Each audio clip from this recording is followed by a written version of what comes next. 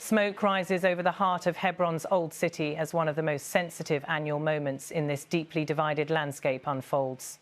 Under a level of security rarely seen outside large-scale military operations, thousands of Israeli settlers make their way toward the Ibrahimi Mosque, known to Jews as the Tomb of the Patriarchs. They arrive to mark the Chayei Sarah pilgrimage, a ritual rooted in the biblical account of Sarah's death and burial, but one that has become a political flashpoint in one of the most contested cities in the world. From the earliest hours of the morning, Hebron's streets transform into narrow, militarized corridors.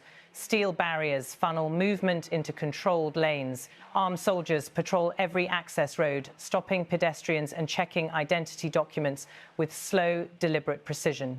Before the first groups of settlers even appear, the atmosphere is thick with tension. Residents who live and work in the old city do not experience this day as a celebration. For them, it begins with shuttered shops, roadblocks, and the abrupt freezing of daily life. The Ibrahimi Mosque itself is one of the region's oldest and most symbolically loaded structures. Revered by Muslims, Jews and Christians, it is believed to house the tombs of Abraham, Isaac, Jacob, Sarah, Rebecca and Leah. But inside Hebron, where every layer of history merges with political friction, access to the site has long been shaped by regulations, military orders and a dual management system that sharply divides who may enter and when. For Palestinians, access is often restricted, especially on days like today. For Israeli settlers, the pilgrimage is a central moment in their yearly religious calendar and a reaffirmation of their historical and ideological connection to Hebron. As the morning progresses, the roads leading to the shrine fill with movement. Settlers arrive in large groups from all across Israel. Some are guided by religious teachers reading passages from Genesis. Others are welcomed by leaders of the settler movement, delivering speeches on their deep spiritual and ancestral roots in the city. These scenes unfold under the watch of soldiers positioned on rooftops, intersections, balconies and alleyways. Cameras from media crews capture Israeli flags draped across the mosque's facade, symbols of identity and sovereignty that hold vastly different meanings for Palestinians living beneath their shadows. Inside the old city's commercial areas, however, the atmosphere is very different. The vibrant, bizarre streets, normally filled with the voices of residents, shopkeepers and children, fall silent. Dozens of shops remain closed, their steel gates pulled tight. Palestinians describe the city as sealed off, a phrase repeated often during periods of heightened restrictions. What the pilgrims experience as religious devotion, Palestinians experience as immobilization, an interruption that ripples across their businesses, their homes, and their sense of normalcy.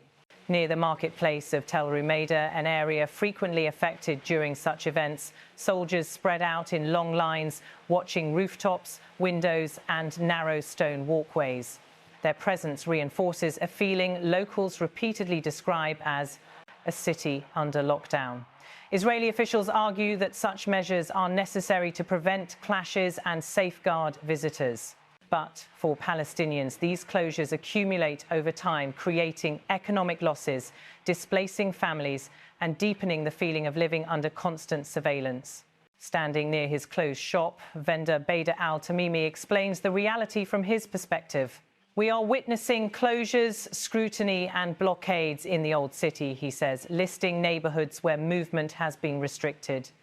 He adds, without exaggeration, these areas have been completely sealed off since the day before yesterday. It feels like people are under house arrest. Rooftops are being seized and residents are being forced out of these areas. His testimony reflects what many describe as a pattern that events considered religious by settlers translate into total disruption for Palestinians. While al-Tamimi speaks, settlers continue approaching the Ibrahimi Mosque in steady numbers. Some walk with small children, others sing prayers or recite biblical verses as they move through the streets. For participants, this pilgrimage is not merely tradition, it is a reaffirmation of identity, history and presence in a city they view as the birthplace of biblical heritage. Many political and religious leaders use the occasion to deliver speeches that frame Hebron as foundational to Jewish history. Palestinians see the day very differently. They associate these large gatherings with intensified settlement activity and expanded military control. Many argue that certain festivals and religious events are increasingly politicized, used in ways that reinforce territorial claims. Al-Tamimi echoes this sentiment, calling the Chayei Sarah event a newly invented festival used to exert pressure on Palestinian neighborhoods and encourage depopulation. The camera shifts once more to the towering walls of the Ibrahimi Mosque, where large Israeli flags flutter in the wind. To settlers, these flags represent an enduring historical and national connection. To Palestinians, they serve as a visible marker of occupation. The buildings surrounding the mosque reflect the dual reality of the city, ancient stone structures standing beside armoured guard posts and military observation towers. The narrator turns to the broader context. Hebron is one of the world's oldest continuously inhabited cities and one of the most fragmented urban spaces in the West Bank. Its old city contains a patchwork of zones divided by checkpoints, barriers and military posts. Israeli settlements sit within close proximity to Palestinian neighborhoods, creating friction points that international observers have documented for decades. Human rights organizations often highlight Hebron as a case study of restricted movement, dual legal systems, and the everyday impacts of military occupation. Israeli authorities counter that the heavy security presence is essential due to the high level of risk faced by both soldiers and settlers. As the hours pass, the pilgrimage intensifies. Religious songs echo through the streets. Drums and prayers mix with the constant sound of walkie-talkies. Pilgrims gather in courtyards for communal prayers and speeches. Some stop to take photographs near the entrance of the Tomb of the Patriarchs, marking what they consider a profound moment of spiritual connection. For them, this is a celebration of heritage and faith. For Palestinians living just meters away, the day continues. Under strict limitations, residents of Shuhada Street, once one of Hebron's busiest commercial avenues, face some of the most restrictive conditions. Many are confined to their homes or forced to navigate alternate militarized routes. On pilgrimage days, these restrictions intensify, often blocking access entirely. Over the years, these patterns have contributed to a steady decline in the Palestinian population living near the settlement zones. The narration broadens again to the larger implications.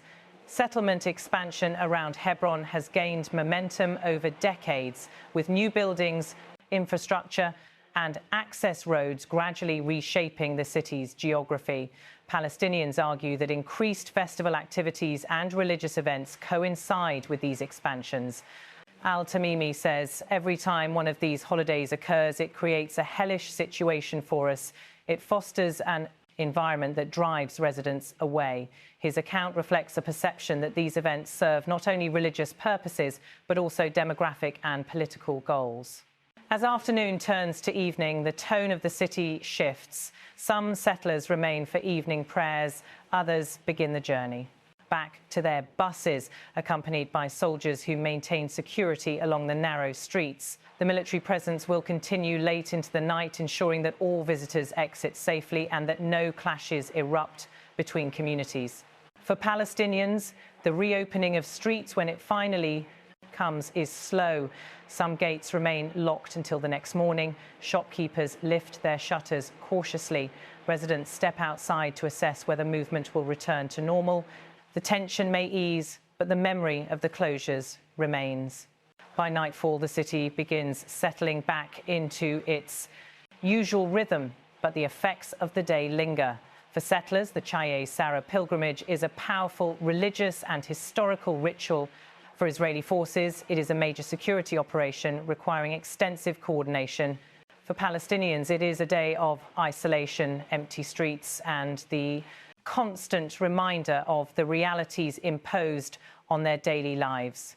And when the next year arrives, the scene will repeat. Same closures, same crowds, same military lines, same debates over identity, faith, and control. This is Hebron during the Chayei Sarah pilgrimage, a city suspended between deep historical memory and the present-day realities of conflict, where every street tells a story and every moment reflects the tension of a landscape contested for generations.